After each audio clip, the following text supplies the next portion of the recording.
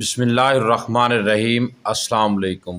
حضرت انس سے روایت ہے کہ رسول اللہ صلی اللہ علیہ وآلہ وسلم نے فرمایا، اللہ تعالیٰ اپنے بندے کے اس عمل سے بڑا خوش ہوتا ہے کہ وہ کچھ کھائے اور اس پر اللہ کی حمد اور اس کا شکر کرے، یا کچھ پیے اور اس پر بھی اس کی حمد و شکر کرے۔ صحیح مسلم۔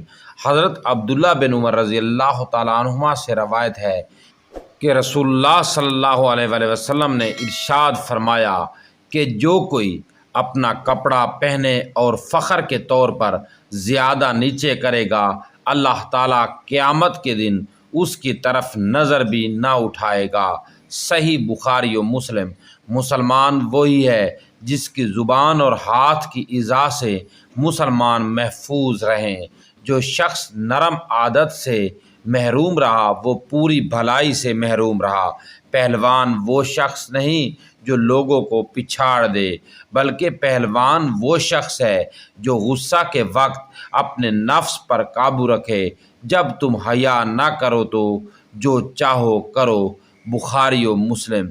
دوستو، اگر آپ نے ابھی تک ہمارے چینل کو سبسکرائب نہیں کیا تو سبسکرائب کر لیں۔ شکریہ۔